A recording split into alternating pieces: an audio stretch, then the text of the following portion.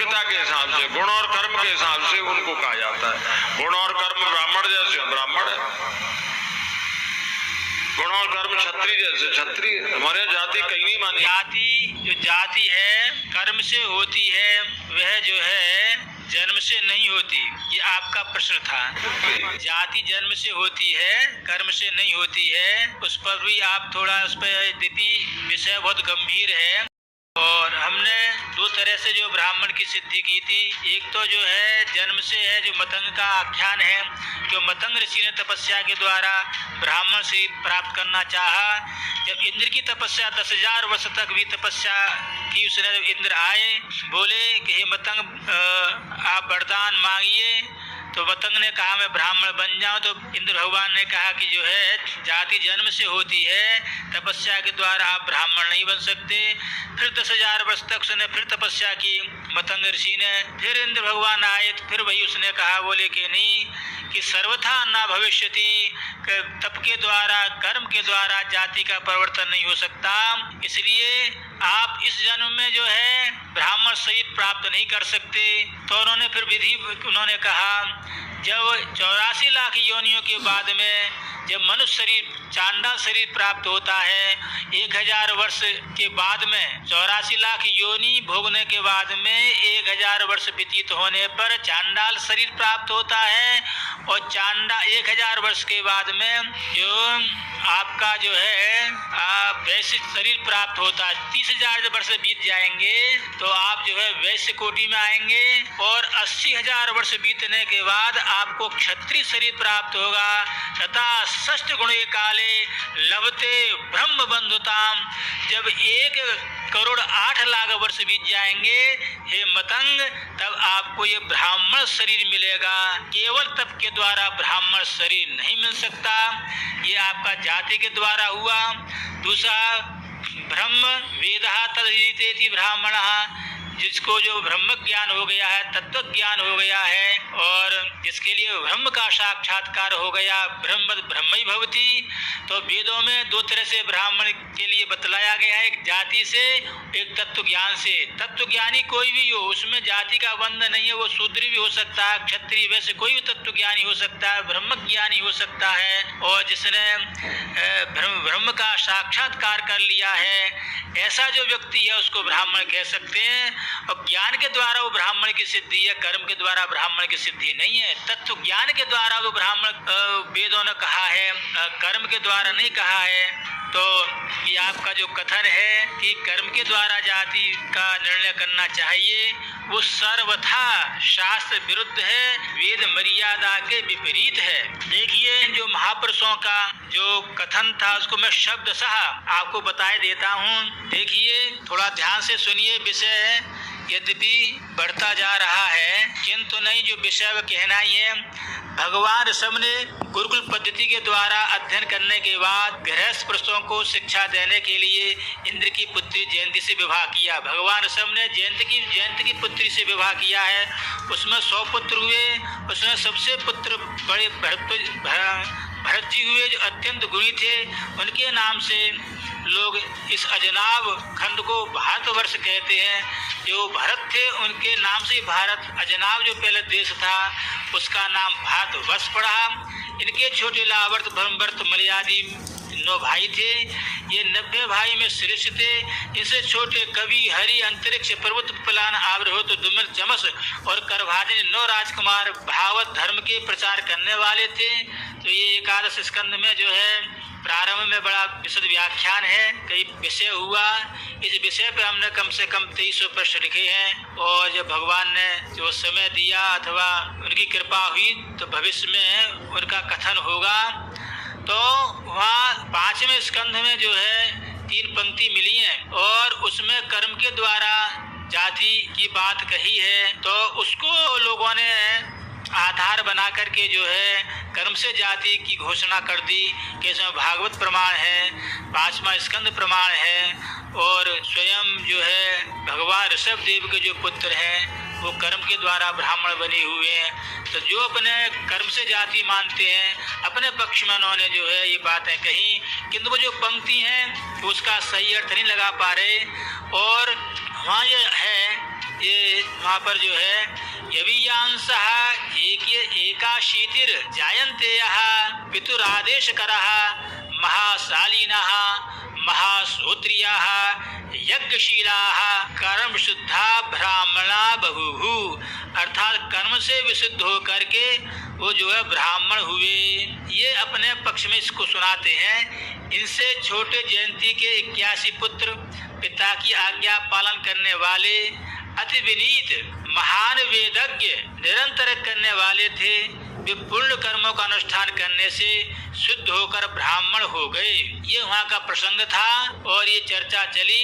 इस पर विद्वानों ने जो कहा उसको कह देते हैं कि हाँ, प्रश्न कर सकते हो कि 81 राजकुमार पूर्ण कर्मों के प्रभाव से शुद्ध होकर ब्राह्मण हो गए, तो जाति से ही ब्राह्मण माना जाता है, ऐसा आग्रह क्यों? वहाँ ये आपकी टीका वंशीधरी है, अन्य भी टीका है, उन्होंने पहले प्रश्न किया है। तो इसका उत्तर है, प्रश्न आपके लोग समझ में आ गया होगा। ब्राह्मण यजन याजनाध्यापनादि विप्र कर्म निष्ठत्वेन तच्छब्द वाच्यः। देखिए, यज्ञ करना, कराना, पठन पाठन अन्य युगों में ब्राह्मण निष्ठ ही थे। ब्राह्मणों की कृपा से ही ब्राह्मणों में ब्राह्मण भाव उत्पन्न होते थे, किंतु युगांतर में ब्राह्मण कर्मणा क्षत्रियादेः रपि ब्राह्मणता भवति। अन्य जो युग थे, अर्थात क्योंकि उन युगों में जो है सभी वेदाध्ययन साम्य भी सबका आचार विचार आचरण साम्य रहता था, तो उसमें कर्म के द्वारा क्षत्रियादि भी जो ब्राह्मणता को प्राप्त कर लेते थे। किंतु वो आज के युग में बात नहीं है, क्यों? उस समय जो सृष्टि थी वो अयोनिज थी, वो जो है मैथिली सृष्टि नहीं थी। लोग योनि से उत्पन्न नहीं हुए थे, वो तो केवल मानसिक सृष्टि से होते थे। रही इनकी बात, तो भगवान ऋषभदेव हैं, और जो भगवान जो होते हैं उनका जन्म और का मृत्यु होता है, वो स्त्री पुरुष के संयोग से संतान को उत्पन्न नहीं करते हैं। वो उसमें जाति की विभाग नहीं होता है कि उन्होंने राज्य किया तो उनकी क्षत्रिय संज्ञा हो गई, इसलिए क्षत्रिय कह रहे हैं। बाकी उनका जन्म कर्म दोनों दिव्य होते हैं। वो स्त्री संसर्ग के द्वारा जो है पुत्र उत्पन्न नहीं करते हैं। अन्य युगों में वही युग जो है ऋषभदेव के जो पुत्रों की बात है वो उसमें भी घटती है। अन्य युगों में जो मैथिली सृष्टि उत्पन्न होने वाले क्षत्रिय आदि यदि वह ब्राह्मणोचित आचरण करते हैं तो ब्राह्मण हो जाते हैं। जैसे विश्वामित्र जो हविष्य अर्थात चरु ब्राह्मणी के निमित्त था, वे विश्वामित्र की माता ने खा लिया। चरु के कारण क्षत्रिय के धर्म न होकर ब्राह्मण के धर्म थे। जो बात जो है सूत जी पे घटी है वही विश्वामित्र पे है। और भगवान ऋषभ के पुत्र 81 जिनकी चर्चा हो रही है, उनका जन्म भगवान से है। भगवान का जन्म और कर्म मृत्यु होता है, और साधारण मनुष्यों की भांति रज और वीर से वो उत्पन्न नहीं होते, तो उनके विषय वो चर्चा नहीं करनी चाहिए। क्यों? कलौ ब्राह्मणात् वीर्यात् तपश्चर्याद् ना नहीं, स्पष्ट कहा है कि कलयुग में जो ब्राह्मण हैं वो वीर से संबंधित हैं, तपश्चर्या से नहीं, तपस्या से संभव नहीं। ब्राह्मण तपस्या के द्वारा नहीं बन सकता। ब्रह्म वीर्यम ब्रह्म क्षेत्रम संस्कारा ब्रह्म संभवाः ब्राह्मणः चरणात् ब्रह्म विद्याभिर्ब्राह्मणो भवेत्। पंच लक्षणों से लक्षित ही ब्राह्मण कहलाता है। ब्राह्मण्याम ब्राह्मणो जातो ब्राह्मणा साइति श्रुति ही, ब्राह्मणी से ब्राह्मण भी उत्पन्न है, वही ब्राह्मण कहलाता है। और ये बारवा जो प्रलाप कर रहे हैं कि व्यास पीठ पर कोई भी बैठ सकता है, तो प्रसंगवत में दोबारा कह सकता हूँ कि इनको बारवा की आवृत्ति सकृत उपदेशात जो आवृत्ति है वो बार बार करनी चाहिए। इसलिए क्योंकि एक बार में लोग भूल जाते हैं, एक बार दोबारा मैं इसको दोहरा देता हूँ कि व्यास पीठ पर बैठने की किनकी पात्रता है, थोड़ा ध्यान से सुनिए। तो विरक्तो वैष्णव प्रो वेद शास्त्र प्रसिद्ध कृत दृष्टांत कुशलो धीरो वक्ता कार्यत निष्प्रहा धनाभिलाषी से शून्य, यानी जो सांसारिक प्रपंचों शून्य हो, विरक्त भागवत प्रेम से अनुरक्त हो, उसी विद्वान ब्राह्मण को विरक्त कहा गया है। इसी बात का संबंधन करते हुए पद्म पुराण में लिखा है, आचार्यो वेद संपन्नो विष्णु भक्तो विमत्सरा ब्राह्मणो वीतरागस्य क्रोध लोभ विवर्जितः। ऐसा लिखा है कि पद्म पुराण में कि वृंदावन महात्म्य में विभिन्न संप्रदायों के साथ समस्त ब्राह्मणों को वैष्णव कहा गया है।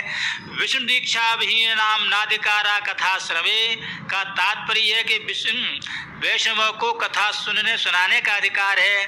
तो आप वैष्णव सबसे दीक्षा संपन्न संप्रदाय विशिष्ट वैष्णव नहीं है। उस वैष्णव व्याख्या करते हुए कहते हैं ब्राह्मणा वैष्णव मुखिया यतो विष्णु मुखोद्भवः अंगेषु देवता सर्वा मुखे वेदः व्यवस्थितः विप्रे कृता वैष्णवास्तु त्रयो वर्णा भवन्ति ही। अर्थात ब्राह्मणों वैष्णव मुखिया, ब्राह्मण जो है मुख से उत्पन्न होने से ही मुख्य है, उस अंगों में सही देवता का निवास करते हैं, इसे ब्राह्मण ही जो है कथा कह सकता है। यद्यपि यहाँ विप्रकृता वैष्णवस्तु त्रयो वर्णा भवन्ति, विप्र सबसे त्रय वर्णिक कहा है, किंतु नहीं उसकी यह व्याख्या हम करेंगे जब मीमांसा करेंगे तो उसमें लिखेंगे तथापि यहाँ प्राण व्यक्ता के रूप में केवल शास्त्रज्ञ सदगृहस्थ ब्राह्मण ही गृहीत है। गृहस्थ से इतर, ब्राह्मण से इतर, विप्र से इतर जो श्रोत्रिय विप्र शब्द में अमान्य है। अर्थात विप्र शब्द जो है त्रैवर्णिक को विप्र माना और विप्र के लिए श्रोत्रिय शब्द का व्यवहार है वो केवल ब्राह्मण के लिए है, क्षत्रिय वैश्य के नहीं। इस पे कहते हैं कि श्रोत्रियो ब्राह्मणो गेयो वैश्यो नैव बाहुजा वेदाध्ययन साम्य भी पुरुषोत्तम शब्दवत। क्षत्रिय शब्द से ब्राह्मण ही लिया जाएगा, न वैश्य गृहीत होगा न क्षत्रिय गृहीत होगा। यद्यपि ब्राह्मण क्षत्रिय वैश्य में जो है वेदाध्ययन साम्य है, बराबर है कि पुरुषोत्तम शब्दवत, किंतु जो पुरुषोत्तम शब्द है उसकी तरह विप्र शब्द जो है श्रोत्रिय में अर्थात ब्राह्मण में ही रूढ़ है। पद्म पुराण यह तो स्पष्ट कही गई है कि वक्तारम ब्राह्मणम क्रिया नान्य वर्ज मातराद जन्मना ब्राह्मणों के यहाँ संस्कारो उदिते वेदाभ्यास विप्रतम त्रिभी सूत्र। अर्थात जो है जन्मना ब्राह्मण को ही वक्ता के रूप में पवित्र व्यासपीठ पर बैठना चाहिए। हेमाद्री में उद्धृत नंदी पुराण का वचन देखें वाचको ब्राह्मण प्राज्ञा श्रुता शास्त्रो महामनः वेदग्रस्त ब्राह्मणी कथावाचक के रूप में व्यासपीठ विराजमान होना चाहिए।